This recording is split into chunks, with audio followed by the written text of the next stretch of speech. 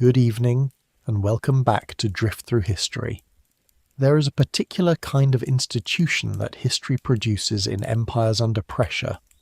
The bodyguard that becomes the kingmaker, the protector that becomes the threat, the elite force created to safeguard power that eventually decides it would rather hold power than merely guard it. Tonight we're going to talk about the most famous example of this phenomenon in the history of the Western world, the Praetorian Guard. 9 cohorts of soldiers, stationed in and around Rome for 3 centuries, whose official function was the protection of the emperor, and whose actual function, for large stretches of their history, was the selection of the emperor, the determination of who would sit on the throne of the most powerful state in the Western world, and how long they would sit there before the guard decided it was time for someone else. They made emperors. They destroyed emperors. They auctioned the imperial throne to the highest bidder in one of the most extraordinary episodes in the history of political institutions. They were simultaneously the greatest bodyguard in the ancient world and the greatest single threat to the men they guarded, and the tension between those two roles runs through every chapter of their 300-year history with a consistency that is, once you see it, almost mathematically elegant. The story of the Praetorian Guard is not merely a story about soldiers and coups, though there are plenty of both.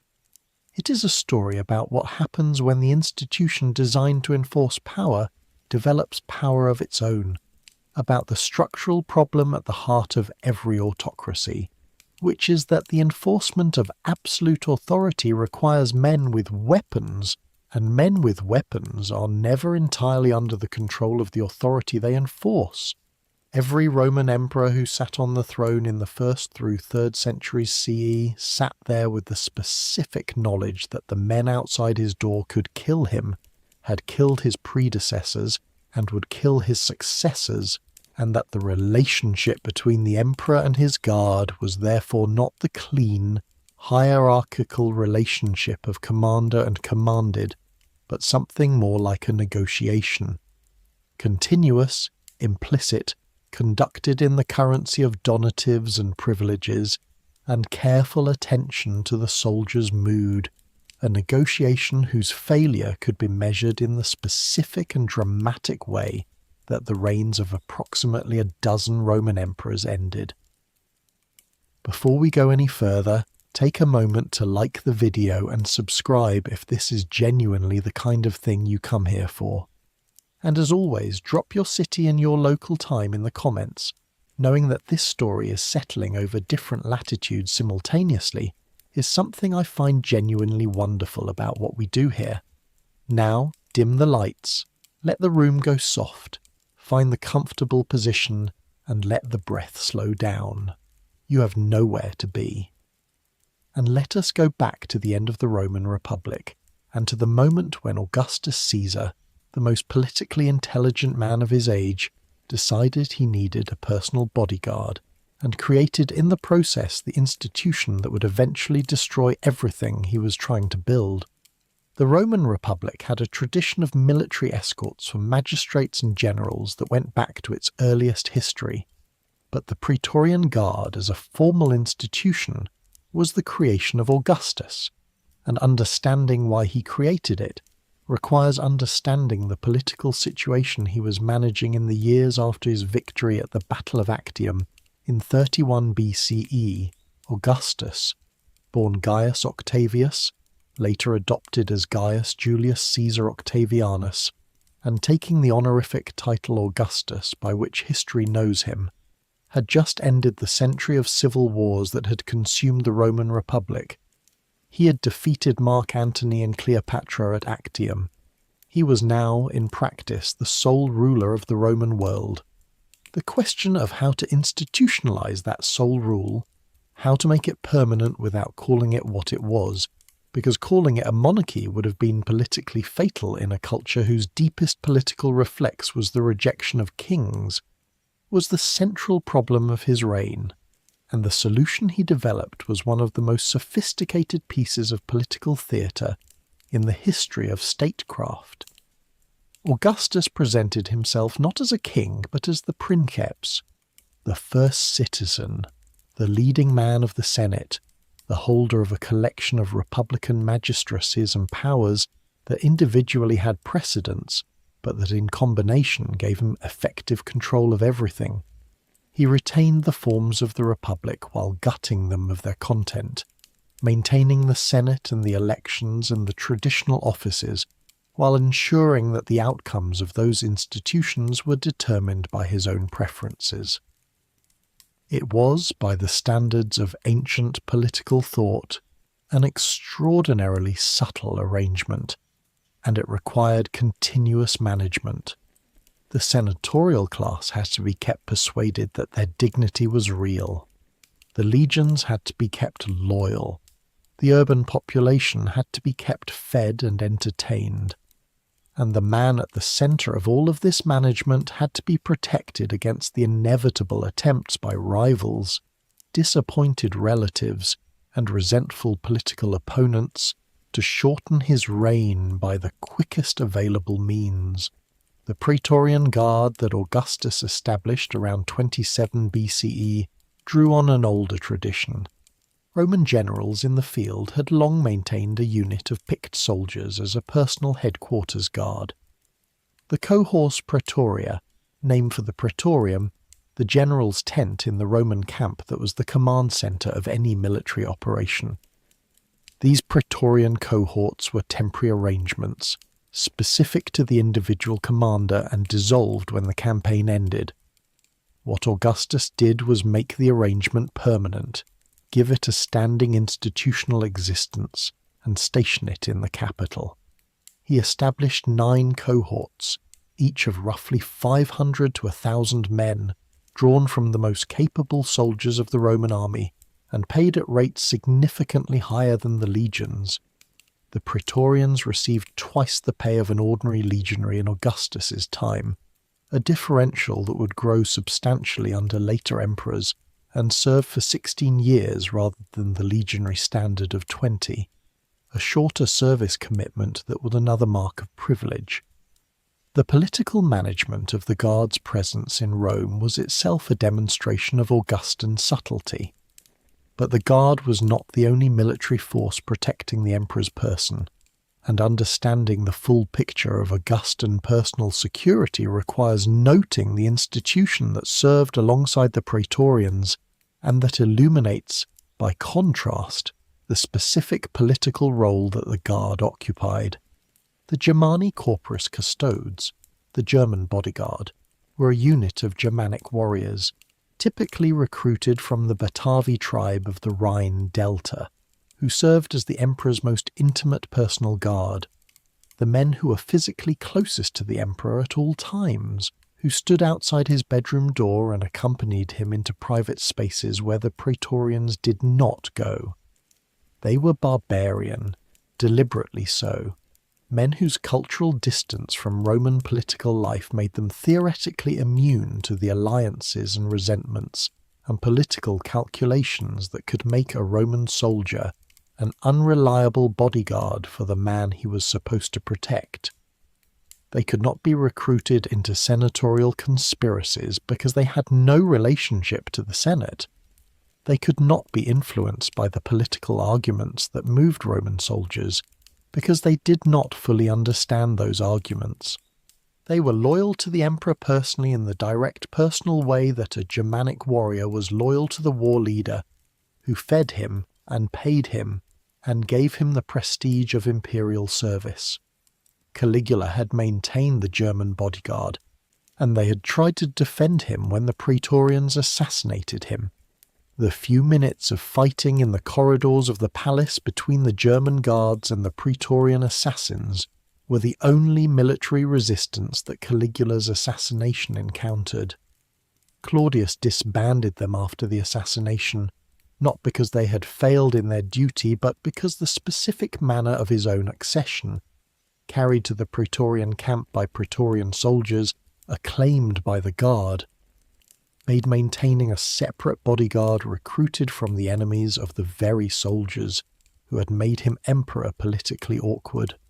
They were later reconstituted, and they continued to serve alongside the Praetorians under subsequent emperors, the two institutions representing different approaches to the same problem of personal security. The Praetorians providing the institutional prestige and the political relationships that a Roman emperor needed, the Germans providing the personal intimacy and the political distance that institutional loyalty sometimes could not. The political management of the Guard's presence in Rome was itself a demonstration of Augustan subtlety. He did not station all 9 cohorts in the city. That would have been too visible a display of military force in a capital that had spent a century trying to keep the legions out.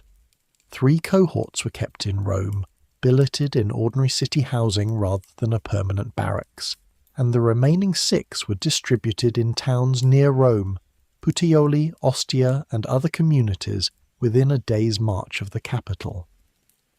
The arrangement allowed Augustus to claim that Rome remained an unarmed city governed by civil law, while maintaining a force capable of rapid concentration against any internal threat.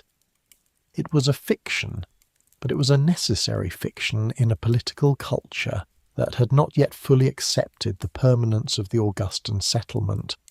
Before we arrive at the Guard's first great moment of political crisis, it is worth establishing what the institution actually looked like from the inside, what daily life in the Praetorian cohorts was, what the service conditions and the pay and the social position of a Praetorian soldier meant in practical terms, because the Guard's political behaviour across 3 centuries grew directly from the specific material conditions of its service and the specific social position it occupied in Roman society. The pay differential between Praetorians and ordinary legionaries was the most concrete expression of the Guard's privileged status, and it was substantial enough to make selection for the Guard a genuinely significant advancement in any Roman soldier's career.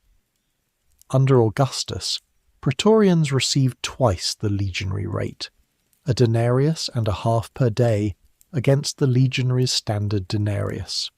Under Domitian, who increased military pay across the board, the differential was maintained and the absolute levels rose. By the later 2nd century, a Praetorian was earning perhaps 5 times the annual pay of a frontier legionary, when the full value of donatives, rations, and equipment allowances was calculated. A substantial income by Roman standards, enough to sustain a comfortable urban life in Rome and to accumulate meaningful savings over a 16-year career. The shorter service term was the other major material advantage. 16 years against the legionaries' 25, later reduced to 20 under various emperors, meant that a Praetorian who entered service at 18 was discharged at 34 with his full retirement benefits, still young enough to establish himself in civilian life, to marry and have children and pursue the trades and small businesses that Roman veterans typically entered after service. The retirement benefits themselves, the premia militaria, the cash bonus or land grant paid at discharge, were also higher for Praetorians than for legionaries, reflecting the same preferential treatment that characterized every other aspect of the service. A Praetorian who completed his service and drew his retirement bonus had received from the Roman state an income over 16 years that would have been unimaginable to the Italian or provincial peasant farm that most of them came from. In exchange for these material advantages, the Praetorian soldier was expected to maintain a standard of equipment, bearing, and discipline that reflected his elite status. The Praetorian uniform in the early imperial period differed from the legionaries in details that were visible and meaningful in a society attuned to the semiotics of military dress. The specific style of the helmet, the quality of the armour, the decorative elements on the parade equipment that Praetorians wore for the ceremonial occasions that were a significant part of their service. When the emperor appeared in public, at the games or at public ceremonies or leading processions through the city, The Praetorian escort was the visible expression of imperial power and imperial dignity, and the soldiers who provided that escort were expected to look and move in ways that communicated the specific kind of authority their presence was meant to embody. The Castra Praetoria, after Sejanus built it in 23 CE, was their home for most of their service. A large fortified encampment on the Viminal Hill, in what is now the northeastern part of Rome near the Termini station, covering an area of approximately 17 hectares.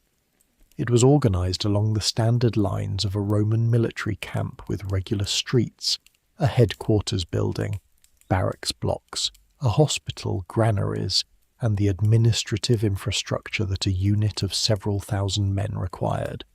Unlike a frontier camp, it was also a permanent urban facility, which meant that over the generations it accumulated the specific character of a long-established military installation. The votive altars and dedications to gods that soldiers set up over decades, the funerary monuments in the area outside the walls, the commercial establishments that grew up to service a community of well-paid soldiers living in a major city. It was a city within a city, with its own internal community and its own relationship to the Rome that surrounded it.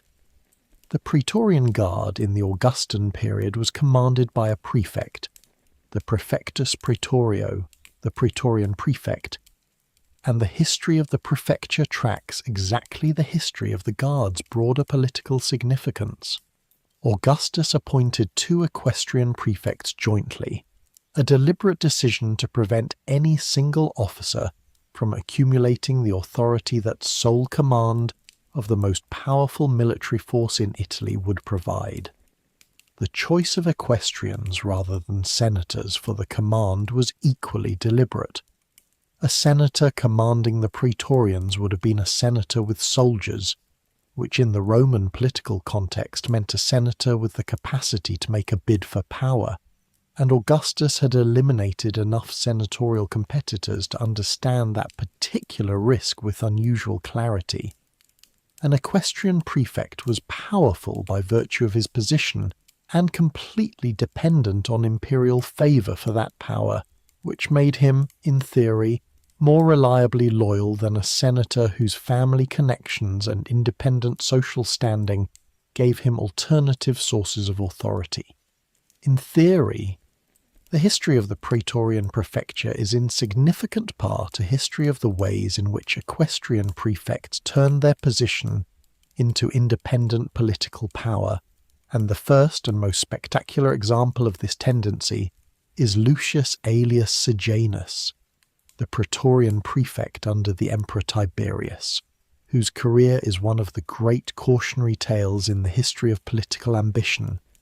Tiberius was Augustus's stepson and successor, a man of genuine military ability and considerable personal bleakness, who had spent much of his adult life in Augustus's shadow, and who came to the imperial throne in 14 CE at the age of 55, with a specific psychological profile of a man who had waited a very long time for something, and was not entirely sure it had been worth the wait. He was suspicious of the Senate, suspicious of his family, and increasingly inclined to withdraw from the management of the empire's daily affairs into the personal retirement that his temperament preferred. Sejanus, who became sole Praetorian prefect in 17 CE, after the death of his co-prefect Strabo, understood the specific opportunities that Tiberius's withdrawal created with the precision of a man who'd been studying the structure of imperial power from the inside for years. Sejanus's strategy for accumulating power was patient, methodical, and almost entirely successful, until the moment it failed catastrophically. He concentrated the Praetorian cohorts into a single barracks on the Viminal Hill, the Castra Praetoria, the Praetorian camp, built in 23 CE in a deliberate violation of the Augustan arrangement that had kept the guard dispersed and therefore less obviously threatening. The consolidation of the cohorts in a single fortified camp changed the political geography of Rome in a fundamental way. there was now a garrison fortress in the city, housing thousands of soldiers loyal to their prefect, whose presence was an implicit constant reminder of who controlled the instruments of force. Sejanus used his control of the guard's access to the emperor to manage the flow of information reaching Tiberius, to determine who could see the emperor and what the emperor would hear about people he could not see. A control of information that in the hands of an ambitious man is almost as powerful as control of the army itself. He eliminated rivals through accusation and judicial murder, using the treason law, the lex majestatis, which made it a crime to diminish the majesty of the Roman people, which in practice meant criticizing or acting against the emperor, as an instrument of political destruction with a systematic thoroughness that the Senate, which tried the cases and executed the sentences, participated in with varying degrees of enthusiasm and terror. He began a romantic relationship with Livilla, the widow of Tiberius's son Drusus, and sought permission from Tiberius to marry her, a move that, if successful, would have placed him in the imperial family and potentially in the line of succession. He cultivated the image of the loyal servant while building the independent political position that loyalty was supposed to preclude. What ended it was a letter. Tiberius had retreated to the island of Capri in 26 CE, governing the empire through correspondence from a cliff-top villa while Sejanus managed Rome, and it was from Capri in 31 CE that Tiberius sent to the Senate a long, oblique, gradually revealing letter that began by praising Sejanus for various services and ended by requesting that the Senate move against him for treason. The letter was so carefully constructed in its revelation, building the case against Sejanus through layers of implication before arriving at the direct accusation, that it has been analysed by historians as one of the most sophisticated documents of political denunciation in the ancient world. Sejanus was arrested in the Senate chamber, executed the same day, and his body thrown down the Gemonian stairs, the stairs of mourning that connected the Capitoline Hill to the Forum, used for the public display of executed traitors, where the Roman mob tore it apart with a thoroughness that expressed the specific fury of people who'd been terrorized by his power and were now free to take revenge on his corpse. The Sejanus episode established several things about the Praetorian Guard that would remain true for the remainder of its existence. It established that the prefect's position was the most dangerous in the Roman world, second only to the emperor's, and sometimes superior to it in practical political power. It established that the emperor's relationship with his guard was a relationship of mutual dependence that could tip at any moment into antagonism, and that the specific mechanism of that tipping was the character and ambition of the men who commanded the guard on the emperor's behalf.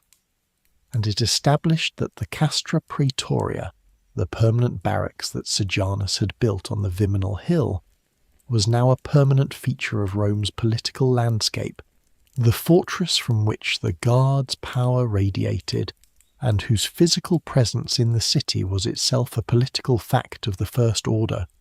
The Emperor Caligula offers the next chapter in the guard's history, and it is a chapter that illustrates with brutal clarity the specific dynamic of an emperor who had the guard's loyalty at the beginning of his reign and lost it through the particular kind of behaviour that soldiers, even elite soldiers, find difficult to sustain indefinitely.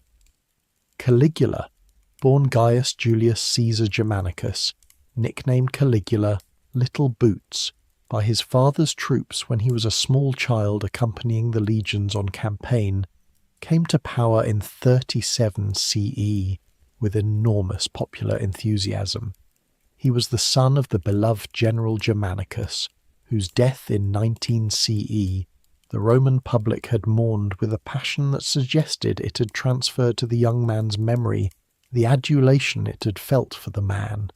He was the antithesis of the dour and withdrawn Tiberius. He was young, charming, apparently accessible, and associated with the glamour of the military tradition his father had represented. The Praetorian Guard's role in his accession was significant. The prefect Macro, who had been the instrument of Sejanus's destruction under Tiberius, and who had therefore survived the purge of Sejanus's allies that followed, had cultivated a relationship with Caligula during the years of Tiberius's long twilight on Capri, and it was with the Guard's support that Caligula's smooth accession was managed when Tiberius died in 37 CE. Died naturally, or possibly with some assistance. The sources hint without providing the kind of specific evidence that would allow certainty.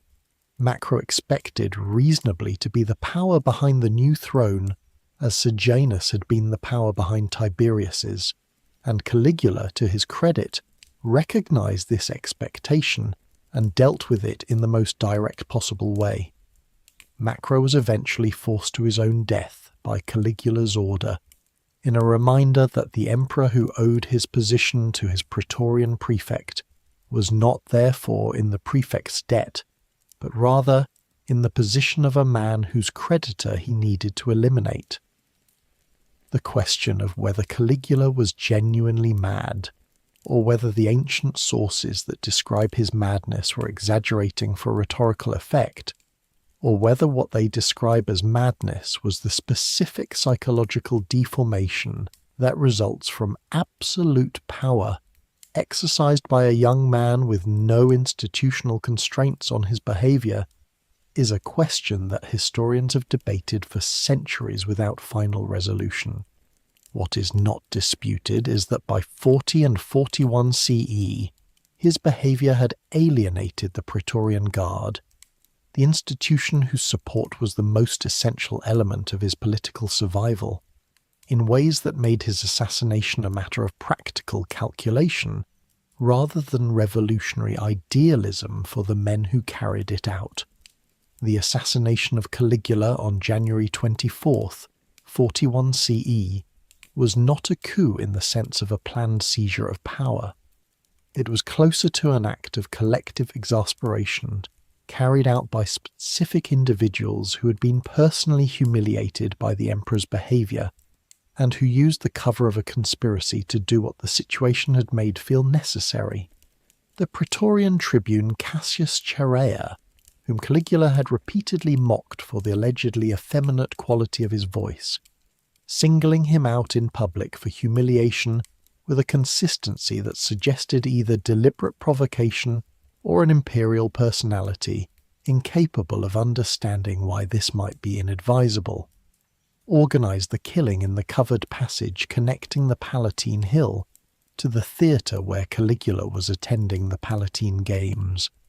The emperor was stabbed approximately 30 times by a group of Praetorian officers, and the deed was done before the German bodyguard that Caligula kept as an additional personal protection, a group of Germanic warriors who supplemented the Praetorians and who were in some ways his more reliable personal guard, could intervene.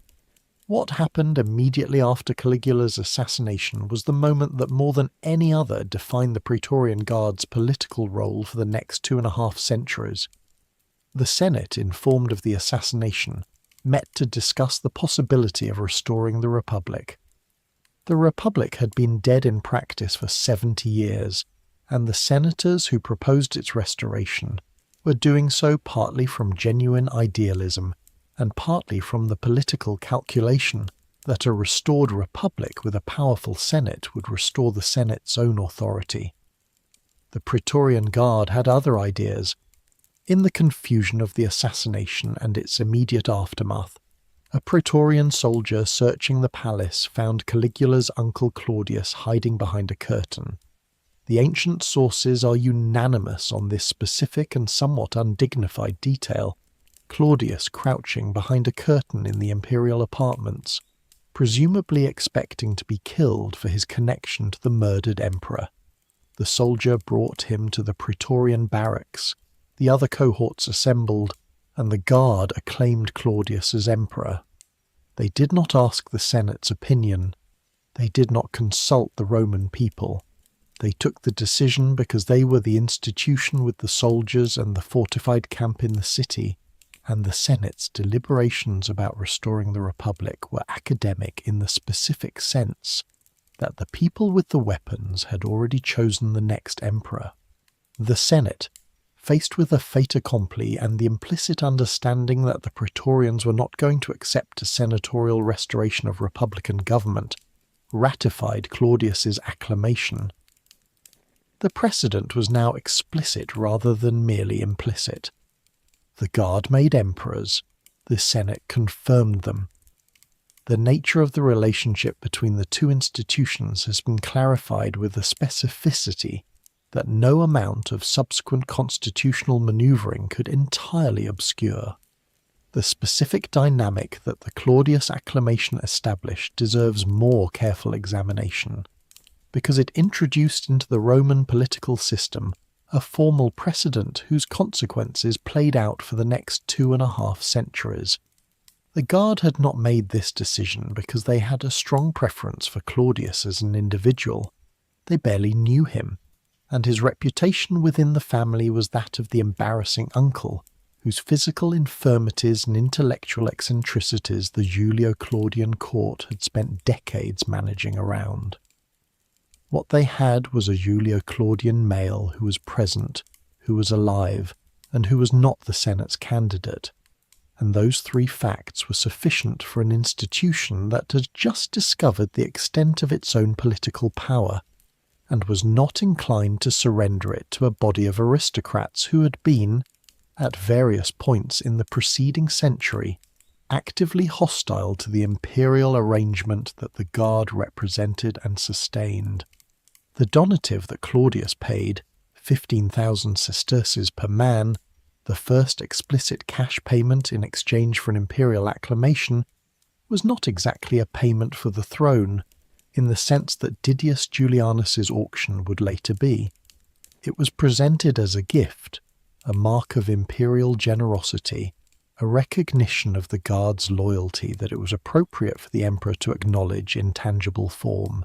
But the distinction between a gift that was freely given and a payment that was expected was a distinction that subsequent events progressively eroded. Every emperor who paid the accession donative was acknowledging, implicitly, that the Guard's recognition of his claim had a price. Every emperor who did not pay it, like Galba, who famously refused, was discovered to have miscalculated what recognition actually required. The specific scale of the donatives escalated across the centuries in a pattern that was both predictable and, for the empire's finances, deeply problematic. The 15,000 sesterces per man that Claudius paid was followed by successive increases as each new emperor tried to outbid, either literally or by reputation, the generosity of his predecessors. Caracalla's increase to 1,000 denarii per year as a general pay raise rather than a single accession payment was a different mechanism but the same logic. The empire's finances, which were not infinitely elastic, were being committed to an ever-escalating series of military payments whose primary function was not military preparedness but political loyalty. Purchasing, and the strain this placed on the imperial treasury across the 2nd and 3rd centuries, was a genuine fiscal constraint on every other aspect of imperial policy. Claudius was in many respects an ideal emperor for the Praetorian Guard's purposes, a man who owed his throne entirely to their decision, who had no independent political base or military reputation, and who was therefore dependent on the Guard in ways that translated into generous donatives and careful attention to their institutional interests. The donative that Claudius paid the Guard on his accession, 15,000 sesterces per man, a sum equivalent to more than 13 years of the legionaries' base pay, established a precedent for accession payments that every subsequent emperor would be expected to honour, a financial obligation that became embedded in the informal constitution of the empire as firmly as any written law. The Praetorian Guard's political significance under Claudius was managed by the prefects Rufrius Pollio and then Lucius Geta, and then, in a development whose consequences Claudius appears not to have fully understood, by a single prefect, Sextus Afranius Burrus, appointed in 51 CE. Burrus was a capable and relatively honourable officer who would prove more interested in the actual functions of his position than in the Sejanus-style political empire building that his predecessor in sole command had pioneered. But the appointment of a sole prefect was itself a structural choice that made the position more powerful than Augustus had intended it to be, and the downstream consequences of that structural choice would become apparent under Nero. Claudius was poisoned in 54 CE, almost certainly by his wife Agrippina the Younger, who was also Nero's mother and who had spent years engineering the position that would allow Nero to succeed Claudius in preference to Claudius's own son Britannicus. The Praetorian Guard's role in Nero's smooth accession was managed by Burrus, who'd been cultivated by Agrippina as an ally, and who brought the Guard cohorts out to acclaim Nero as emperor. The Senate confirmed. The pattern held. Nero's relationship with the Praetorian Guard across his reign is one of the most psychologically complex in the Guard's entire history, because Nero understood perfectly well that his power rested on the Guard's support, while also, as his reign developed and his behaviour became more erratic, and his relationship to the practical demands of governance became more attenuated, developing a relationship to that support that combined dependence with resentment, with a kind of helpless awareness that he was not the kind of man his soldiers were inclined to follow indefinitely.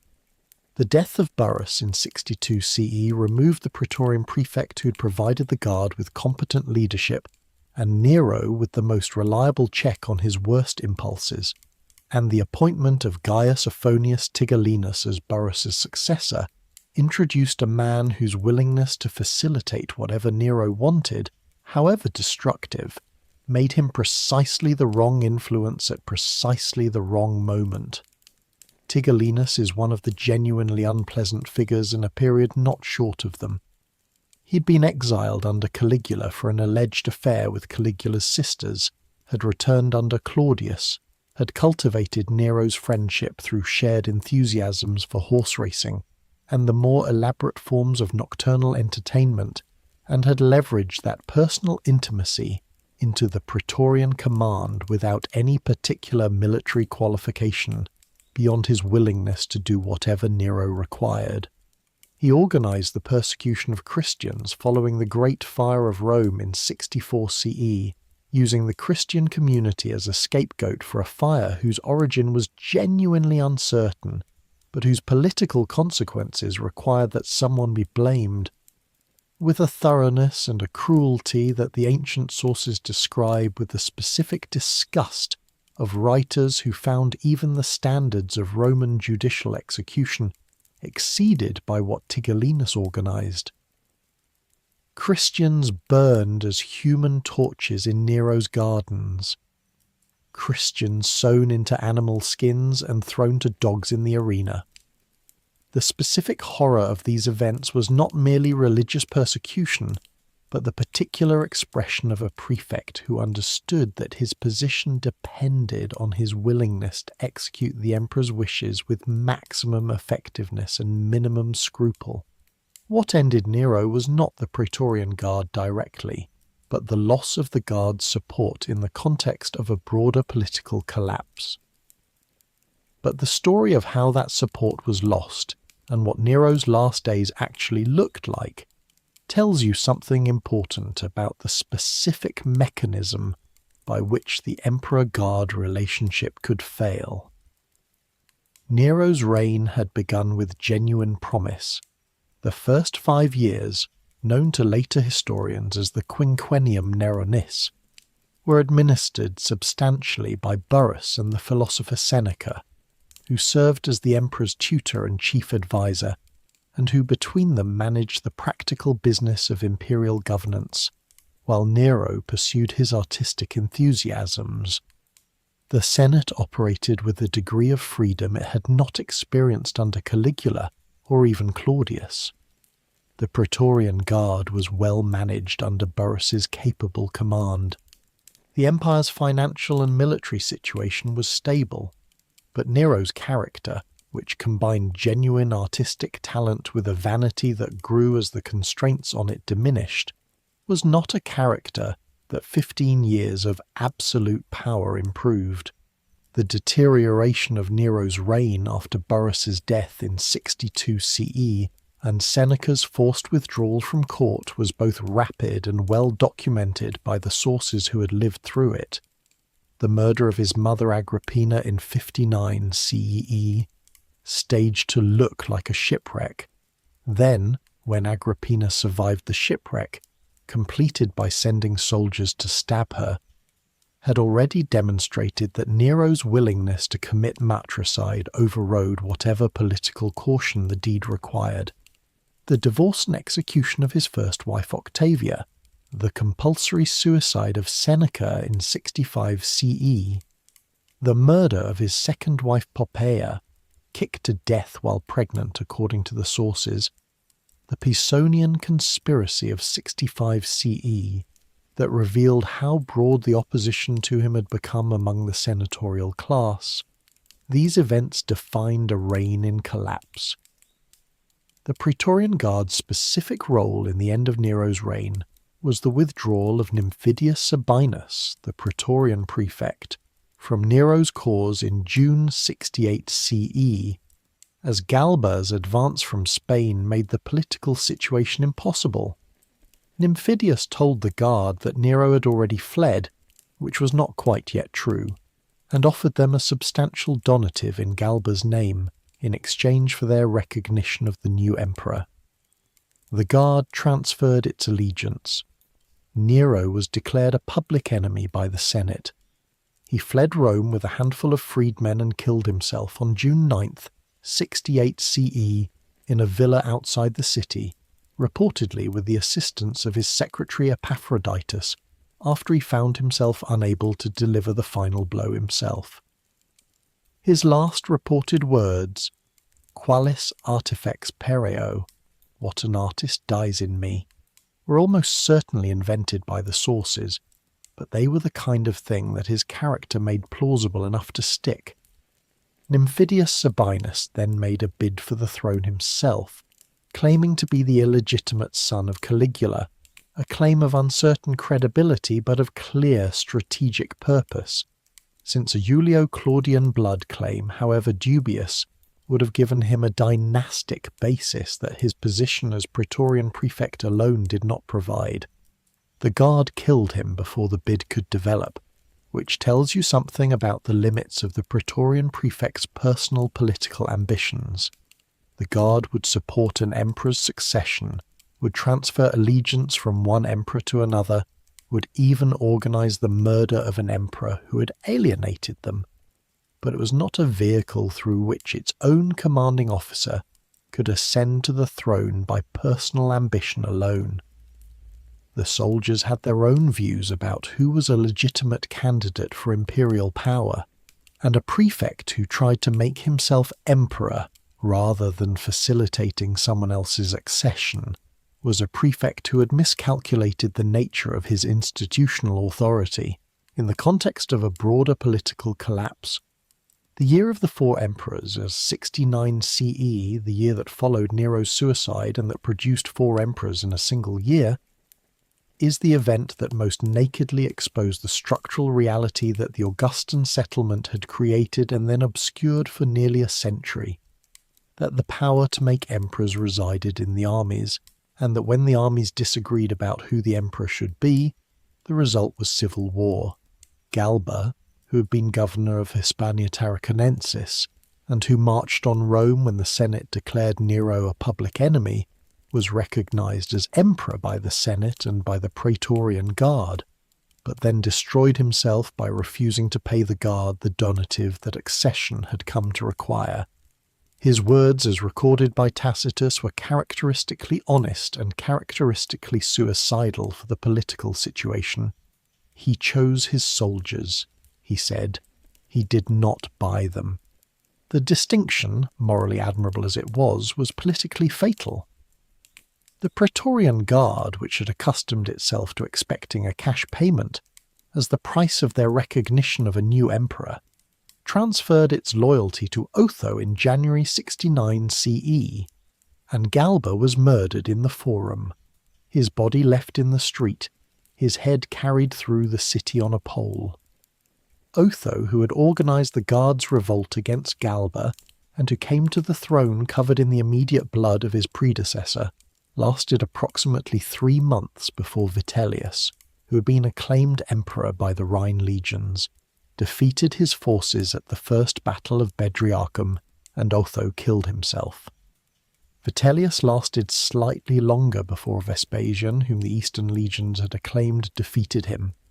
The Year of the Four Emperors demonstrated that the Praetorian Guard, while the most important single institution in the politics of imperial succession in Rome itself, was not the only institution capable of making emperors, that the frontier legions, if they were sufficiently alienated or sufficiently inspired, could impose their own candidate on the Roman political system, and that the Guard's power was therefore always contingent on its alignment with the broader military balance of the empire. Vespasian and the Flavian dynasty that he established brought a period of relative stability to the Guard's history, a period in which the Guard functioned more or less as it was supposed to function, as the emperor's personal protection and the guarantor of internal security in Rome, without the dramatic political interventions that had characterized the Julio-Claudian period. Vespasian was a blunt, practical man of Italian middle-class origin who had earned his military reputation in Britain and Judea, and who governed the empire with the unsentimental efficiency of a professional soldier who had seen enough of the consequences of political excess to want no more of it. His son and successor Titus managed the Praetorians with similar competence during his brief 2-year reign, and it was not until Domitian, Vespasian's younger son, who succeeded Titus in 81 CE, that the specifically Roman drama of the imperial bodyguard and its complicated relationship to the man it guarded returned to its full alarming complexity. Domitian was, by the ancient sources' unanimous assessment, a tyrant, which in the Roman political vocabulary meant an emperor who killed senators and ruled through fear rather than through the management of elite consensus. Whether he was quite as bad as Tacitus and Suetonius and Pliny the Younger describe him is debatable in its specifics. Later ancient sources written under emperors who needed to present their predecessors as bad had structural incentives to emphasize the badness, and Domitian's administrative and military record is actually rather competent. But the consistent element in all the sources, the suspicious, controlling, paranoid quality of his governance, the treason trials that consumed senatorial families, the specific psychological atmosphere of a court where everyone was always afraid, is well enough attested from multiple independent sources to be taken seriously as a description of what governing under him was actually like. Domitian was assassinated in September 96 CE by a conspiracy that included members of his own household, and the role of the Praetorian Guard in that assassination is one of the more complicated passages in the Guard's history. The Guard's commander, Petronius Secundus, was part of the conspiracy, which meant that the bodyguard's own commanding officer was among the men who organised the emperor's murder. The assassination was carried out by Stephanus, a steward of the imperial household, who stabbed Domitian in the groin during a meeting arranged under false pretenses, and in the ensuing struggle, Domitian was killed by several other conspirators, while his personal chamberlains and other household slaves tried unsuccessfully to defend him. The Praetorian Guard's soldiers, when they learned what had happened, were furious. Their emperor had been killed without their knowledge or consent, their prefect had been part of the conspiracy, and their institutional failure to protect the man they were paid to protect was visible to everyone. They called for the punishment of the assassins. The Senate, which had already recognized Nerva as emperor, told them no. The Nerva period, the brief 2-year reign of the elderly senator Nerva, chosen by the senatorial conspirators who had organized Domitian's assassination, saw the Praetorian Guard push back against the Senate's authority in the most direct way short of outright military revolt. The Praetorians surrounded Nerva's palace and demanded that the emperor hand over the assassins of Domitian for punishment. Nerva, who was old and ill and in no position to resist, capitulated, turning over Petronius Secundus and Stephanus for the guard's justice.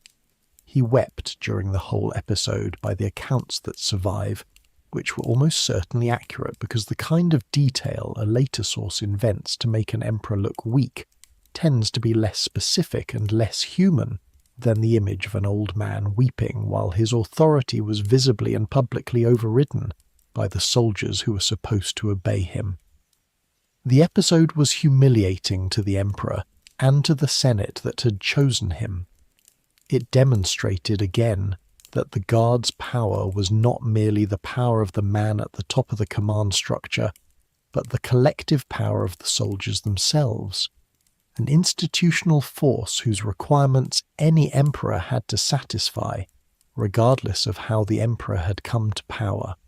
Nerva's response to the crisis of his authority was to adopt the general Trajan, the commander of the Rhine legions, as his son and designated heir, a political masterstroke that immediately changed the balance of power between the emperor and the Guard by making it clear that the next emperor would be a man with the personal loyalty of the frontier legions, and that any Praetorian attempt to manipulate the succession would face the prospect of a military response from the most experienced armies in the Roman world.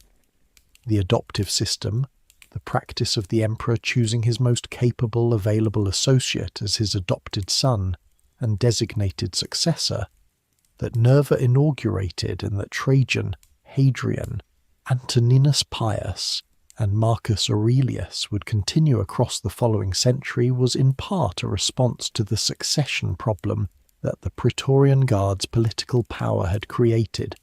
It was not a permanent solution. It depended on the reigning emperor having no biological son he preferred to his adopted heir, a coincidence that held for 4 generations and then failed when Marcus Aurelius made the catastrophic decision to leave the empire to his biological son Commodus. The long reigns of Hadrian, Antoninus Pius, and Marcus Aurelius, the 3 emperors who occupied the throne between Trajan's death in 117 CE and Commodus's accession in 180 CE, represent the period in which the Praetorian Guard was most thoroughly subordinated to genuine imperial authority, and understanding what that subordination looked like helps clarify, by contrast, what the failure of that subordination produced in the periods before and after. Hadrian, who succeeded Trajan in 117 CE, had an interesting and somewhat complicated relationship with the Guard from the beginning of his reign. Trajan had died without formally designating an heir, and Hadrian's succession was announced by Trajan's widow Plotinus, in circumstances that were almost certainly managed to ensure the outcome she and Hadrian preferred. The sources hint, without quite stating, that Trajan's adoption of Hadrian may have been announced after Trajan was already dead or unconscious. The Guard's prefect Attianus, who had been Hadrian's guardian in childhood, played a role in securing the succession that went beyond pure military duty. Shortly after Hadrian's accession, 4 senior senators who'd been critical of the new emperor were executed without trial, which was legally problematic by a decision that Hadrian publicly blamed on the Senate but that the sources associate with Attianus. Hadrian subsequently distanced himself from Attianus, securing his retirement from the prefecture, which was both a thank you for services rendered and a removal of a man who knew too much about the specific circumstances of those services. Hadrian governed the empire for 21 years, with a personal energy and a systematic thoroughness that no other emperor quite matched, travelling to nearly every province, inspecting the frontier works and the urban infrastructure and the military installations with the attention of a man who was simultaneously the empire's chief administrator and its chief inspector. The Praetorian Guard travelled with him on many of these journeys, a moving court and a moving military headquarters, and the experience of extended travel with an active, demanding, genuinely engaged emperor gave the Guard of Hadrian's reign a different character from the garrison soldiers of the Castra Praetoria during the reigns of emperors who rarely left Rome. Hadrian maintained the Guard's privileges while also expecting the military professionalism that the privileges were supposed to represent, and the combination produced a Guard that was, by the ancient sources' assessment, genuinely effective as a military unit, rather than merely a ceremonial and political institution. The reign of Antoninus Pius, which followed Hadrian's from 138 to 161 CE, was the most peaceful and internally stable period in the entire history of the Praetorian Guard, and it is accordingly the least historically documented because stability is less interesting to ancient historians than crisis. Antoninus governed from Rome, conducted no major wars, managed the provinces and the finances with careful competence, and maintained the Guard in the proper subordination that his personal authority and the institutional stability of the period allowed. The Guard's prefects under Antoninus were capable administrators whose names appear in the sources without drama, which is the best possible testimonial to their competence in a position where drama was typically bad news for everyone involved. Marcus Aurelius, who co-ruled with his adoptive brother Lucius Verus from 161 to 169 CE, and then ruled alone until 180 CE, faced during his reign the first serious military crises of the 2nd century, the Parthian War of the 160s, the plague that the returning armies brought from the east, and that killed perhaps 5 million people across the empire over 2 decades, and the repeated Germanic invasions of the Danubian provinces that consumed most of the last decade of his reign. These crises required Marcus to spend significant periods on the Danubian frontier, away from Rome and away from the Praetorian barracks, and the management of the Guard's loyalty during these extended absences was one of the practical challenges of his reign.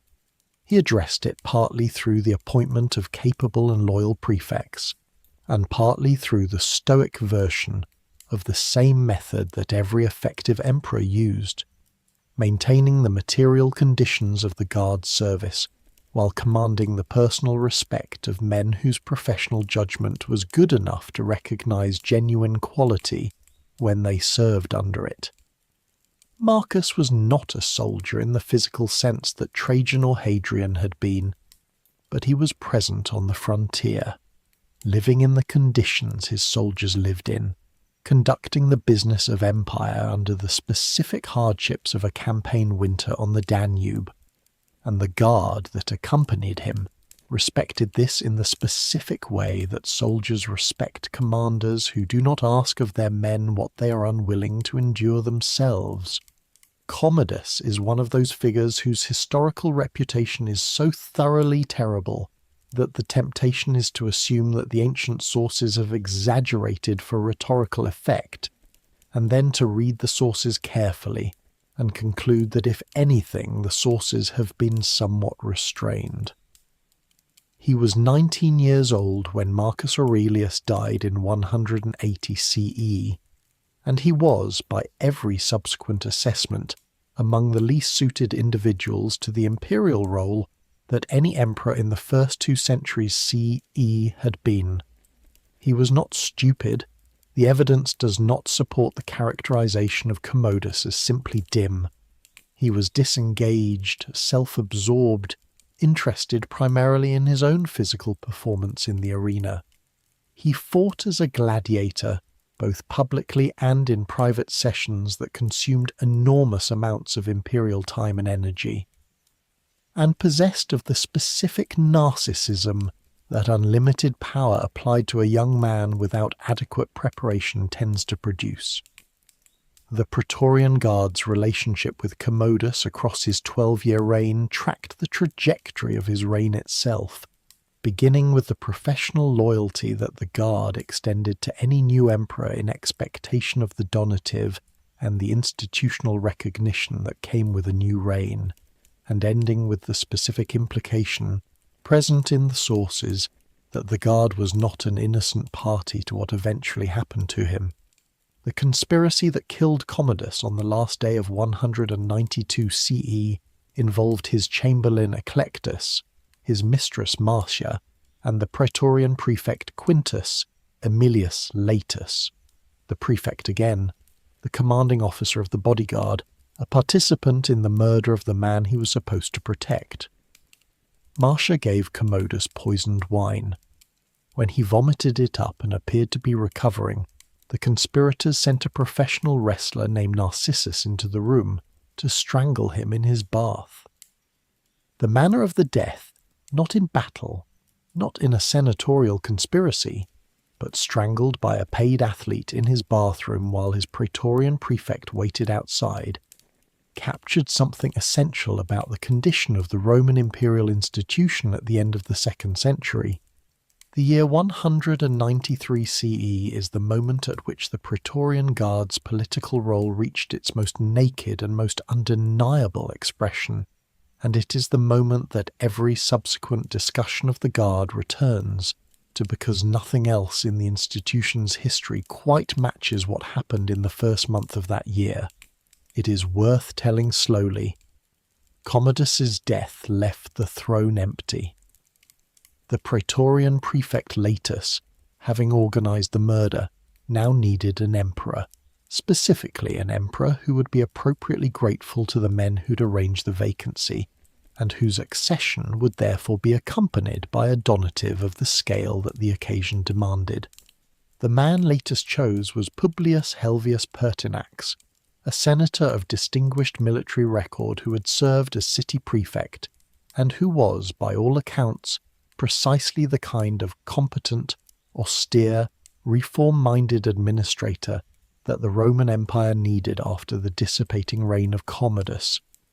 He was also 66 years old, which may have seemed to Latus like an additional advantage.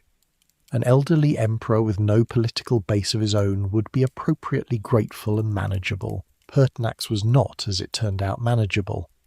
He was a man of old-fashioned Roman virtue who regarded the Praetorian Guard's political pretensions with the same contempt that Galba had brought to the question of the donative, and whose attempts to restore military discipline and cut the expenditures that Commodus's extravagant reign had generated alienated the Guard with a speed that suggested he had not adequately assessed the political reality of his situation. He reigned for 87 days. On March 28th, 193 CE, approximately 300 Praetorian soldiers forced their way into the imperial palace, found Pertinax attempting to address them, and killed him. The man who killed him, a soldier named Tausius, struck the first blow. The others followed. Pertinax died on the palace floor, and his head was taken back to the Praetorian camp on a pike. What happened next is the episode that has ensured the Praetorian Guard's lasting infamy. With Pertinax dead and the throne empty, the Guard decided to auction it. They announced from the walls of the Castra Praetoria that the Empire of Rome was available to whoever would pay the highest price. Two bidders stepped forward. The senator Titus Flavius Sulpicianus, who happened to be inside the camp at the moment of Pertinax's murder, and who began offering donatives from inside the walls, and Didius Julianus, a wealthy senator who arrived at the camp and began his bidding from outside. The negotiations between the two bidders, conducted through intermediaries as each man raised his offer, while the soldiers relayed the competing amounts between them, resulted in Julianus paying 25,000 sesterces per soldier, a donative more than 50% higher than the previous record, for the throne of the Roman Empire. The ancient sources describe the scene with a mixture of outrage and fascinated disgust that tells you precisely how it appeared to contemporaries. The most powerful empire in the Western world had been sold at public auction by its own bodyguard to the highest bidder. Didius Julianus lasted 66 days.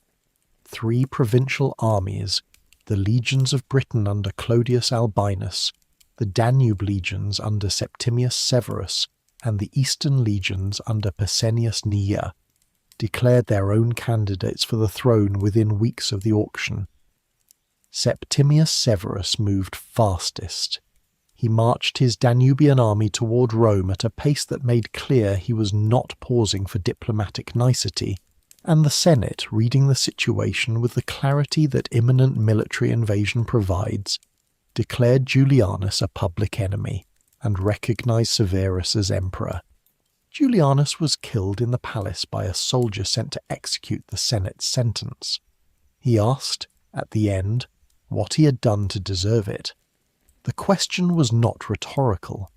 He had genuinely not understood that paying 25,000 sesterces per man for the throne of the Roman Empire did not make the empire secure, or the soldiers who had sold it to him loyal. Septimius Severus's treatment of the Praetorian Guard on his arrival in Rome was one of the most dramatic single acts in the institution's entire history, and it gives you a precise measure of how a capable, ruthless emperor dealt with a bodyguard that had just demonstrated, through the auction of the throne, that it could not be trusted. Severus summoned the Praetorian cohorts outside the city for what he told them was a ceremonial assembly to welcome the new emperor. They came in their dress uniforms without weapons as military ceremony required. He surrounded them with his own legions, armed and in battle formation, and addressed them. He told them that their conduct, the murder of Pertinax, the auction of the empire, was a disgrace to the institution of the Guard, to the memory of every emperor who had trusted them, and to the Roman military tradition. He dismissed them from service, stripped them of their insignia and their weapons, and ordered them on pain of death to disperse to locations at least 100 miles from Rome, and never to come within that distance of the city again. They were disbanded on the spot. He then reconstituted the Praetorian Guard from scratch, drawing the new cohorts from his own Danubian legions, the men who had marched with him, who owed their new positions and their substantially increased pay directly to him, and whose loyalty was therefore the loyalty of soldiers to the commander who just elevated them to the most privileged position in the Roman military. He also expanded the Guard, from 9 cohorts to 10, and increased the size of the individual cohorts, making the reconstituted Guard larger and more powerful than the one he had dismissed. The logic of the expansion was straightforward. A larger Guard, drawn from the frontier legions rather than from the Italian population that had supplied much of the Guard's membership in the earlier period, was a Guard whose character and loyalty reflected the military realities of the 3rd century rather than the political customs of the 1st and 2nd. The Severan expansion of the Guard was part of a broader set of changes to the Roman military that Septimius Severus introduced, changes that reflected his understanding, an understanding earned through the specific experience of watching the frontier legions decide who the emperor would be in 193 CE, that the real power in the Roman state was military rather than civil, and that managing that power required maintaining the personal loyalty of the armies in the most direct possible way. He increased the pay of the legions across the board. He allowed soldiers to marry legally and to live with their families near the camps, a change from the Augustan regulation that had prohibited soldiers from formal marriage during their service, a prohibition that had been widely flouted in practice but whose formal ending by Severus was a recognition of how the military's social reality had evolved. He is alleged to have advised his sons, on his deathbed in 211 CE, to keep the soldiers happy and despise everyone else. The advice was not subtle. It was the distilled wisdom of a man who had spent his career watching the military decide who would govern the empire, and had concluded that all other political considerations were secondary to the management of armed loyalty. The Severan dynasty that followed Septimius Severus produced 3 more emperors whose relationships with the Praetorian Guard illustrate, with characteristic Roman vividness, the range of possible outcomes when that relationship went well, went badly, and went catastrophically. Caracalla, Elagabalus, and Severus Alexander each had a different version of the same fundamental problem: managing an institution that had demonstrated its capacity to destroy emperors with a consistency that any rational emperor would find alarming. Caracalla, Septimius Severus's elder son, who inherited the throne jointly with his brother Geta in 211 CE and murdered Geta in their mother Julia Domna's arms within the year, had an unusually successful relationship with the Praetorian Guard, and the mechanism of that success was characteristically direct. He gave them money. He raised Praetorian pay to 1,000 denarii a year, an extraordinary increase from the roughly 350 denarii that the standard rate had been under Severus, and he accompanied the raise with the public identification with the common soldier that he cultivated as a political persona, appearing in the uniform of a Praetorian private, carrying his own equipment on marches, eating the same food as the common soldiers, performing the same physical tasks. This was political theatre, and everyone knew it was political theatre, but the theatre was effective because it was sustained and because the pay raise behind it was real. Caracalla was murdered in 217 CE, but not by the Praetorians. He was killed by a soldier acting on the orders of his Praetorian prefect Macrinus, who then became emperor, the first Praetorian prefect to make that specific career move. Elagabalus, the bizarre, fascinating, genuinely destabilizing young emperor, who reigned from 218 to 222 CE, arrived on Rome as the supposed bastard son of Caracalla, elevated by the Syrian legions and supported initially by a grandmother, Julia Maesa, of extraordinary political capability. His reign was defined by his devotion to the Syrian sun god Elagabal, whose cult he attempted to impose on the Roman religious world with a zealotry and a disregard for Roman religious tradition that alienated the Praetorian Guard along with most other Roman institutions. The Guard's relationship with Elagabalus deteriorated to the point where Julia Maesa, who had engineered his accession, engineered his replacement by arranging for her other grandson, Severus Alexander, to be adopted as Elagabalus's heir. When Elagabalus tried to reverse the adoption, and the Guard's allegiance to Severus Alexander became clear, Elagabalus attempted to have Severus Alexander killed. The Guard killed Elagabalus instead. He was found hiding in a latrine, dragged out, and killed, his body thrown into the Tiber with his mother's. Severus Alexander, who reigned from 222 to 235 CE, is one of the more sympathetic figures in the long gallery of Roman emperors, a young man governed in the early years of his reign by his mother Julia Mamaea, who attempted to maintain the Severan administrative tradition, and who was genuinely committed to legal reform and the maintenance of the Senate's dignity in ways that had not been a feature of recent imperial behaviour. His problem was the military. The frontier situations on the Rhine and the Danube required an emperor who could command in the field with the personal authority that Roman soldiers expected from their commander-in-chief, and Severus Alexander, whatever his administrative virtues, was not that kind of emperor.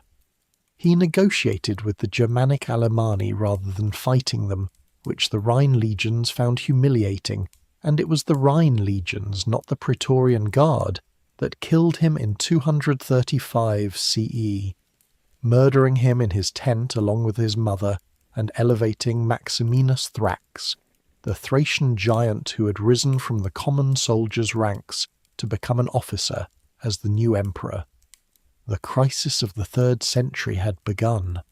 The 3rd century CE, the period from Severus's death in 211 to Diocletian's accession in 284, was the era in which the structural problem that the Praetorian Guard represented played out at its most extreme. We have discussed the crisis of the 3rd century on this channel before, in our episode on Aurelian, but the Guard's role in that crisis deserves specific attention here, because the Guard was not merely a symptom of the political instability of the period, but one of its causes. The specific dynamic that the crisis produced was an acceleration of the already existing tendency for the Praetorian Guard to be the decisive institution in imperial succession. When emperors lasted an average of 2 to 3 years, and when the mechanism of replacement was typically assassination, followed by the Guard's acclamation of the next candidate, the Guard's political role was not an occasional intervention in the succession process, but the normal operation of it. Every emperor in the crisis period had to manage the Guard's expectations with a continuous attentiveness that the military demands of the period, the Gothic incursions, the Sassanid Persian advances, the multiple simultaneous frontier crises, made practically very difficult. An emperor who was on the Danube fighting Goths was an emperor who was away from the Praetorian barracks, and an emperor who was away from the Praetorian barracks was an emperor who was not managing the Guard's morale, not distributing the bonuses and privileges that maintained loyalty, and not visible enough to his soldiers to maintain the personal authority that the relationship required. The Praetorian prefects of the crisis period were, in several cases, more politically significant than the emperors they nominally served. Macrinus, who became emperor in 218 CE, was himself a Praetorian prefect, the first man who had not come from the senatorial class to hold the imperial title, a social breakthrough that would have been unthinkable in the Augustan period, and that reflected how completely the political reality of the empire had shifted from the civic institutions of the Republic toward the military institutions of the frontier. He lasted 14 months before being killed by troops loyal to the young Elagabalus. Timesitheus, the Praetorian prefect under Gordian III in the early 240s CE, was so thoroughly the effective ruler of the empire during the early part of that reign, Gordian III was 13 years old at his accession, that the Historia Augusta describes him as governing through the young emperor with a completeness that made the emperor almost irrelevant. When Timesitheus died of illness in 243 CE, his replacement Philip the Arab arranged the death of the young emperor within a year and became emperor himself, a Praetorian prefect turning himself into an emperor, the most direct possible expression of where the power actually resided. The Guard's character was also changing across this period in ways that reflected the broader transformation of the Roman military. The Italian-born soldiers who had made up much of the Guard's early membership had been steadily replaced, from Severus's reconstitution onward, by frontier soldiers, men from the Danube provinces, from the Balkans, from North Africa and the Near East, whose military experience was genuine and whose cultural relationship to the traditions of the Roman political system was often attenuated. The Guard of the 250s and 260s CE was a genuinely professional military institution, capable of the tactical operations that the defence of the city required, but it was not an institution whose members felt the political and cultural ties to Rome's civic traditions that the early Praetorians, recruited from Italy and the most Romanized provinces, had maintained. The result was an institution that was more militarily effective and more politically disruptive than its earlier version, more capable of violence and less constrained by any sentiment about the illegitimacy of using that violence to reshape the political landscape. The emperor who dealt with the Praetorian Guard most definitively before Diocletian was Constantine I, but Diocletian's own reforms in the decades before Constantine had already begun to change the Guard's institutional position in ways that made Constantine's final dissolution less of a rupture and more of a completion of a process already underway. Diocletian, who seized power in 284 CE and ruled until his voluntary abdication in 305 CE, the only Roman emperor to retire from office and live quietly afterward, a distinction that tells you something about his exceptional self-possession, addressed the political instability of the crisis of the 3rd century through a systematic reorganization of the imperial system whose most famous expression was the tetrarchy, the division of the empire between 4 co-rulers, 2 Augusti and 2 Caesars, in an arrangement designed to provide succession legitimacy and military presence on multiple frontiers simultaneously. The tetrarchic system did not last long after Diocletian's abdication, as the co-rulers immediately began competing with each other for sole power, but in its years of operation it represented the most thorough rethinking of the Roman imperial constitution since Augustus. The Praetorian Guard's position in the tetrarchic system was somewhat anomalous, because the logic of the tetrarchy, which required that imperial authority be present simultaneously on multiple frontiers, was in tension with the Guard's traditional function as the emperor's personal bodyguard in Rome. If there were 4 emperors, stationed at different points in the empire, the Guard in Rome was the bodyguard of only one of them, and the tetrarchic capitals, Nicomedia, Mediolanum, Sirmium, and Trier, not Rome, were served by other military formations whose local prestige the Guard's Roman residence did not automatically translate into. Diocletian himself resided primarily at Nicomedia in Asia Minor, and the imperial court's departure from Rome as the permanent seat of government reduced the Guard's political centrality in the same way that the later Severan shift toward frontier residence had begun to do. The comitatus, the mobile military force that accompanied each of the tetrarchs on campaign, became the effective replacement for the Guard as the most politically significant military formation in direct contact with the emperor.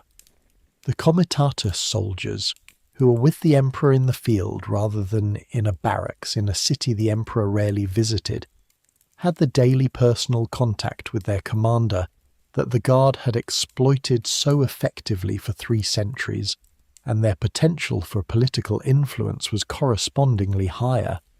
Diocletian managed the comitatus's political dangers through the same mechanism that had always been available to capable emperors: personal military authority, genuine competence, and the specific prestige of an emperor who had won his position in the field and who commanded the personal respect of soldiers who had served under him.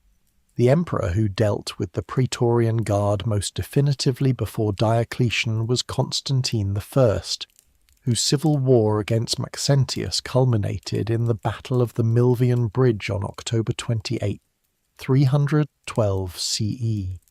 Maxentius, who controlled Rome and Italy as one of the competing emperors of the Tetrarchic period, had the Praetorian Guard on his side.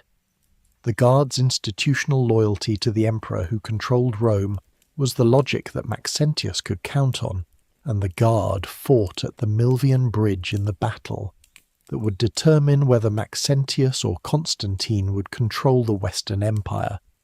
Constantine won. Maxentius drowned in the Tiber when the pontoon bridge he was attempting to cross collapsed under the pressure of his retreating army, or was deliberately sabotaged.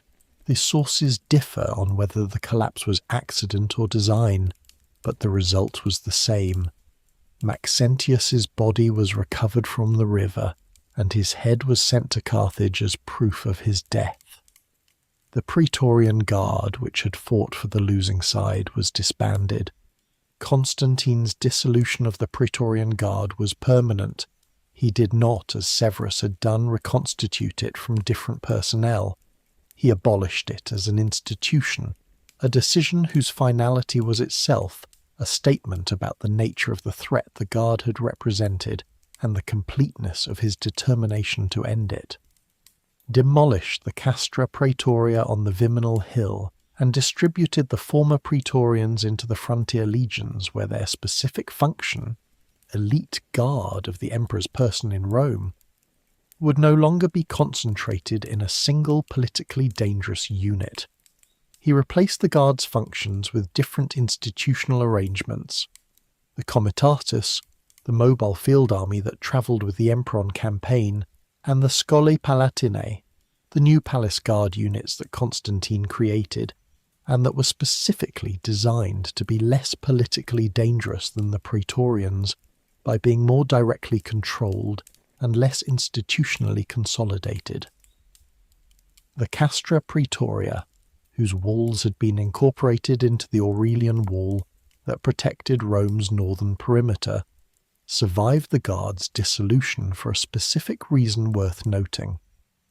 When Aurelian had built his great wall around Rome in the 270s CE, the existing walls of the Castra Praetoria on the Viminal Hill were structurally substantial enough and positioned correctly enough to be incorporated directly into the new defensive circuit rather than built around or demolished.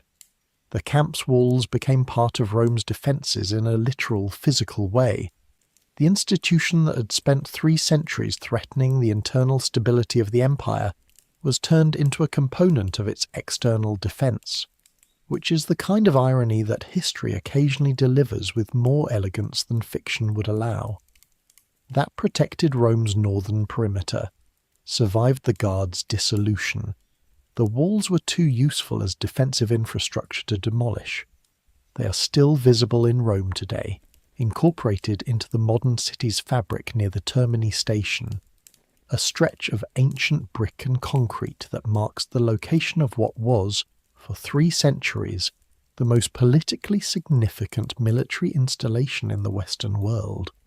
The history of the Praetorian Guard from Augustus to Constantine covers approximately 340 years, and across that span it was involved, directly or indirectly, in the deaths of approximately a dozen Roman emperors and the elevation of at least that many more.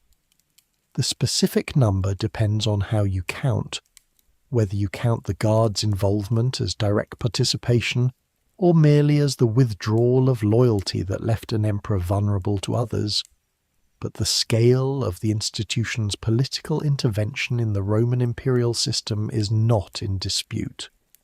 It is among the most dramatic examples in any political tradition of the phenomenon of the bodyguard becoming the kingmaker. Before we reach the question of causation versus symptom, it is worth pausing on the specific phenomenon of the Year of the Four Emperors in more detail, because 69 CE is the moment that most clearly revealed the structural logic of the imperial system that the Guard operated within.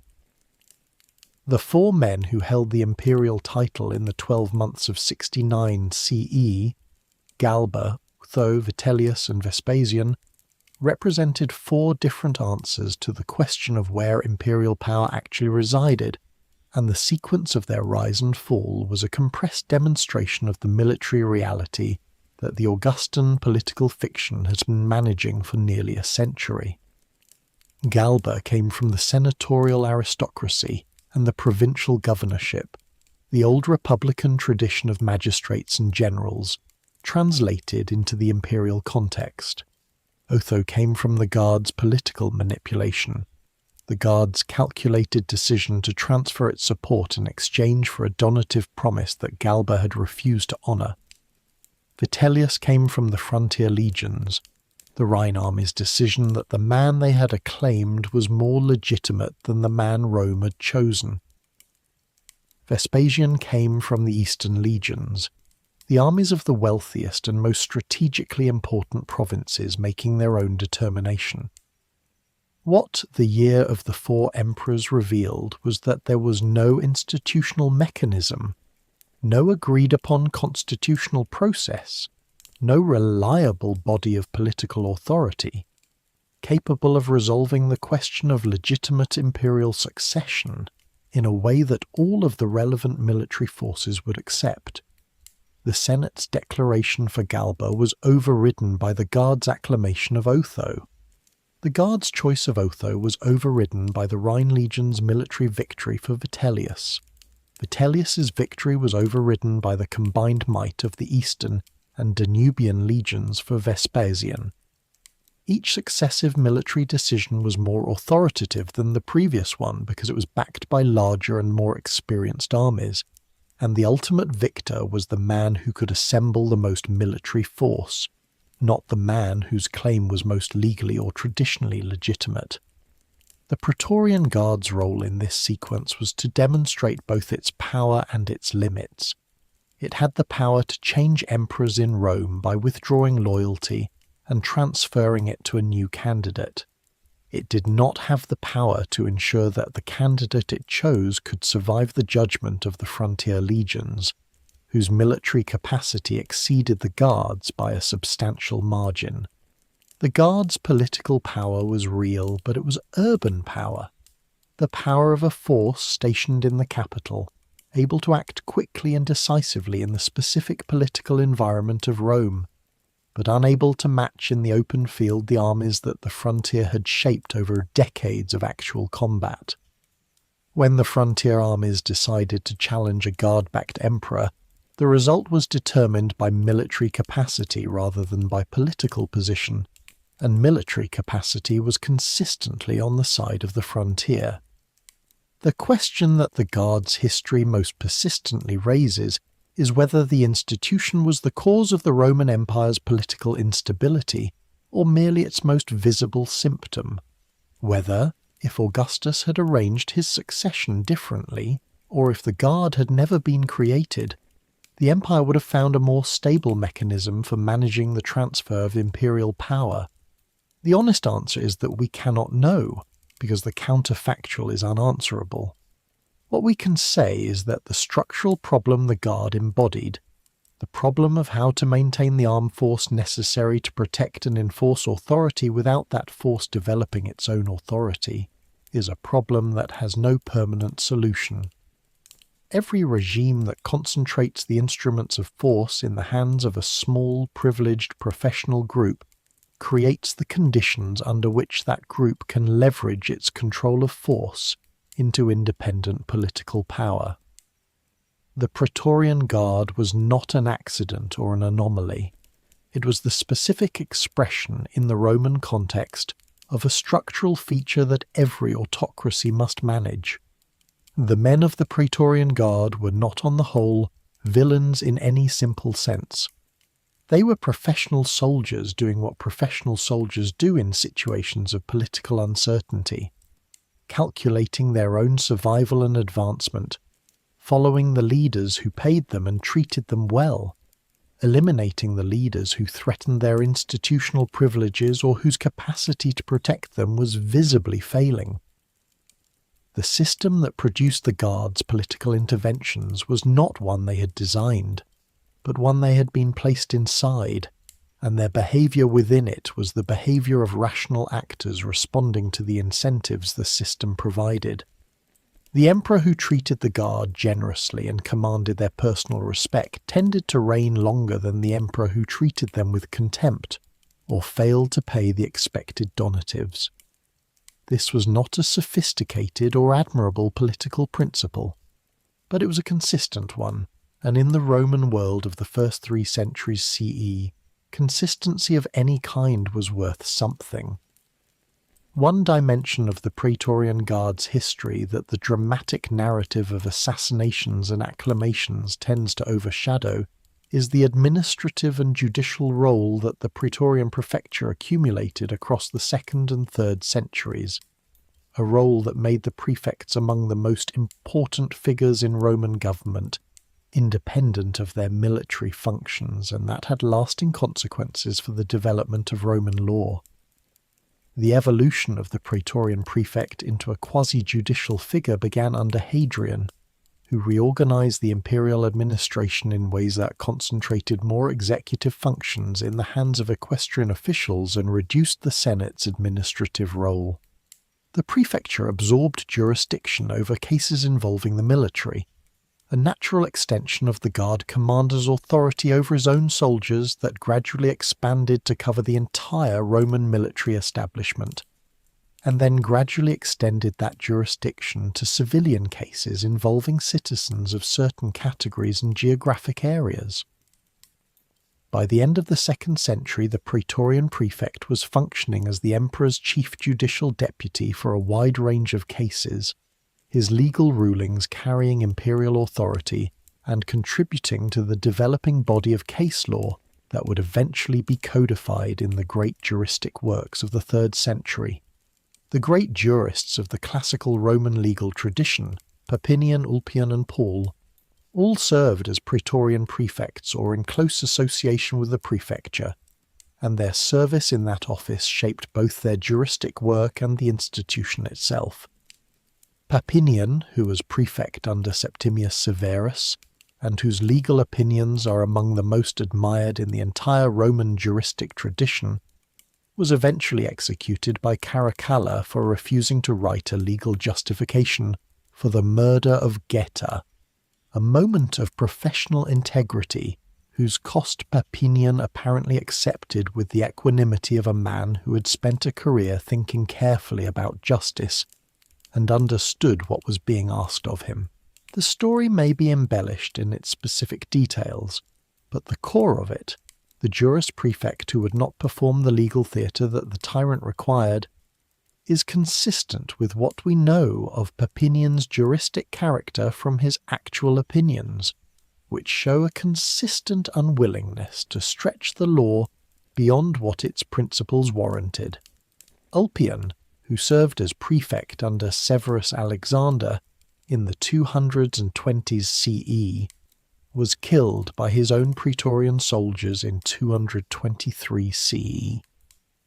Murdered in the palace, in the presence of the emperor and the emperor's mother, by troops who had grievances against his disciplinary measures, and who apparently decided that the appropriate response to those grievances was to kill the man responsible for them. The murder of a Praetorian prefect by his own soldiers was an unusual reversal of the institution's normal direction of violence, and it illustrated the specific difficulty of maintaining discipline in an institution whose soldiers knew that their collective power made them effectively immune from the normal consequences of killing their superiors. Severus Alexander, who witnessed the killing and could not prevent it, was a young emperor governing a Praetorian Guard that had made clear it would not be disciplined by the men the emperor appointed to discipline it. The specific individuals who served in the Praetorian Guard across its history are mostly lost to us. The Guard generated institutional records that the ancient sources occasionally reference, but that have not survived, and the individual soldiers of the ranks are known primarily through inscriptions, the funerary and dedicatory inscriptions that Roman soldiers habitually set up, and that archaeologists have recovered in numbers large enough to give some statistical sense of the Guard's personnel. From these inscriptions we know that Praetorians came from all over the Roman world, that they served their 16 years and collected their retirement benefits when they survived to receive them, that they had families and made dedications to their gods, and died of the ordinary causes that kill men in early middle age, disease, accident, the specific hazards of living in a pre-modern city, as well as the less ordinary causes that came with serving in a unit whose institutional history included an unusually high body count of men who had picked the wrong emperor to support. The Guard's veterans, on retirement, received land grants or cash bonuses and the legal status of veterans that the Roman system extended to all honourably discharged soldiers, the right to make wills, to transmit citizenship to their children, to be exempt from certain taxes and civic obligations. They settled in Rome and its environs, or in the communities near the frontier posts where they had been stationed before being selected for the Guard, carrying with them the specific prestige of having served in the elite unit and the specific memories of an institutional life that had included, for most of them, the witnessing of events that the historical sources describe in the most dramatic possible terms, and that had been, for the men who lived through them, simply the professional circumstances of their particular careers. The officers, the tribunes and centurions who commanded the Guard's tactical units, were a more documented group, men whose career trajectories through the Roman military system can sometimes be traced through inscriptions and administrative records. The Praetorian tribune was a position of significant status, typically held by men who had already served as senior centurions in the legions, and who expected the Guard assignment to be a step toward higher administrative and military positions. The Praetorian prefect, the apex of the equestrian career, the most powerful non-senatorial position in the empire, was held by men whose subsequent influence on Roman history extended far beyond their management of the Guard itself. Several prefects became emperors directly. Others shaped imperial policy through the administrative functions that the prefecture increasingly absorbed as the empire's bureaucratic needs grew. The Juris Papinian, who served as Praetorian prefect under Septimius Severus, was one of the greatest legal scholars in the history of Roman law, and the administrative functions that had accreted to the prefecture by his time made it genuinely the empire's most important executive office, rather than merely its most important military command. The physical remains of the Praetorian Guard's presence in Rome are more substantial than is generally recognized by visitors to the city, who tend to move between the Forum and the Colosseum and the Pantheon without knowing that the brick walls incorporated into the northeastern section of the Aurelian Wall near the Termini station were the walls of the Castra Praetoria, the fortress that Sejanus built in 23 CE and that housed the Guard until Constantine demolished it in 312. The walls stand to a height of several metres in places, red brick with the specific bonding pattern of early Roman imperial construction, visible from the street and from the train windows as you approach Termini from the north, carrying in their fabric the specific weight of 3 centuries of Roman political history. The inscriptions that Praetorian veterans and active soldiers set up are scattered through the museums of Rome and the other cities of the empire. The Museo Nazionale Romano at the Baths of Diocletian has a significant collection, and they speak in the specific formulaic language of Roman military epigraphy about service and dedication, and the gods that soldiers found worth honouring, and the specific military achievements that warranted commemoration. Hic situs est, here lies, who served in this unit for this many years, and who is remembered by the person who set up the stone. The stones were set up by colleagues, by family members, by freedmen who owed the deceased patron obligations that included the maintenance of memory. They are the Guard's most direct communication with us across the centuries, not the dramatic episodes of assassination and auction that the historians recorded, but the ordinary texture of lives lived in military service, the details of rank and unit and years served that give the institution its human dimension beneath the political drama. The Praetorian Guard's role in Roman public life extended well beyond its function as the emperor's personal protection and its interventions in imperial succession. In the city of Rome itself, the Guard served functions that we would today associate with various branches of law enforcement and emergency services, functions that gave it a daily presence in the urban life of the capital, that went beyond the ceremonial appearances at the emperor's side and the political interventions in the succession process. The vigils, the night watchmen and firefighters of Rome, were a separate organisation, organised by Augustus at the same time as the Guard and also divided into cohorts assigned to specific regions of the city. But the Praetorians worked alongside them in situations of public disorder that exceeded the vigil's capacity to manage. The grain riots that could erupt in a city of 1 million people, when supply disruptions created food shortages, the factional violence that the chariot racing teams and their supporters periodically generated, the occasional political demonstrations that the Roman urban population directed at emperors whose policies they found objectionable.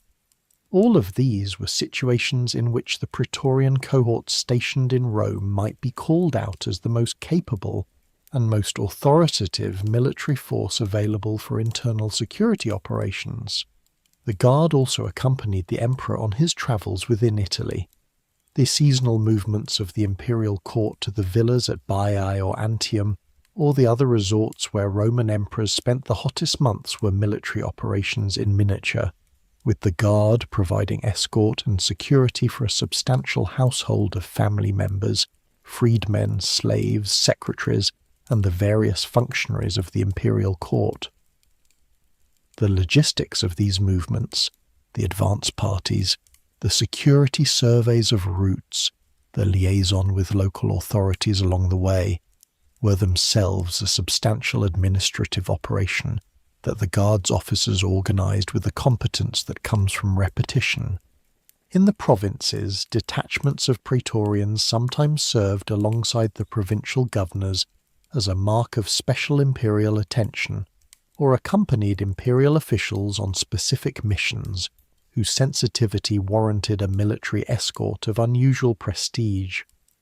The Praetorian centurion Cornelius, who appears in the Acts of the Apostles as the Roman officer who sends for Peter, though the historicity of that specific passage is a matter of theological rather than historical scholarship, reflects the type of the Praetorian officer on provincial detachment, a figure present in the eastern provinces with sufficient authority to act on his own initiative in matters of local significance.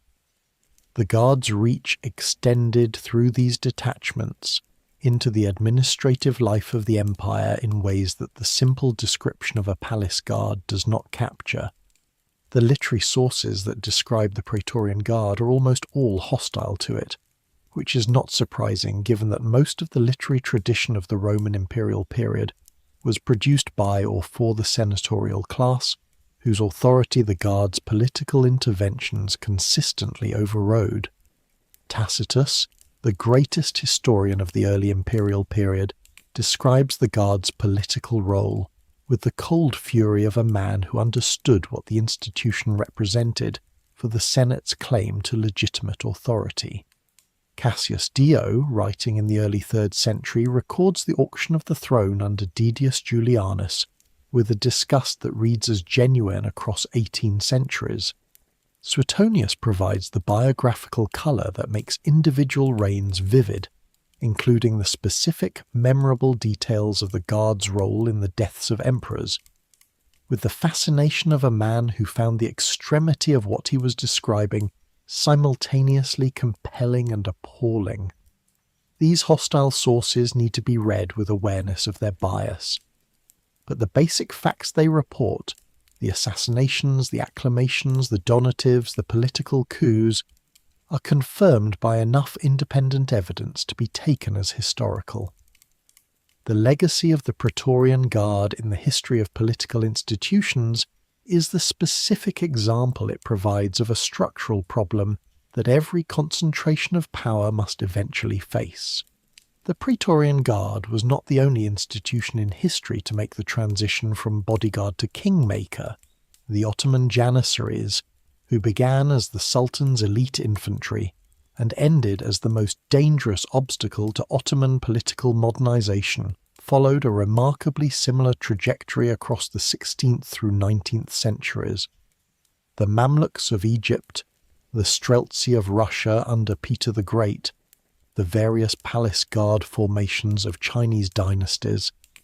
The pattern repeats across cultures and centuries with a consistency that suggests it reflects something fundamental about the relationship between armed force and political authority, rather than anything specific to Roman circumstances.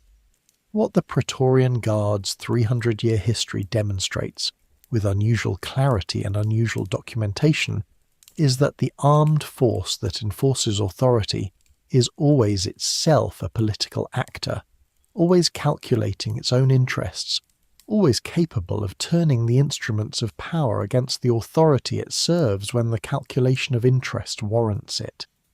The Roman emperors who managed this most successfully, Augustus, who created the guard with deliberate structural constraints, Vespasian, who reformed it after the civil wars of 69 CE, Trajan, whose personal military authority made him effectively unchallengeable, Hadrian, who maintained the guard's loyalty through a combination of military prestige and genuine administrative competence, were the emperors who understood that the relationship between the emperor and his guard was a negotiation, conducted continuously and requiring constant management, rather than a simple command relationship in which authority flowed downward without friction.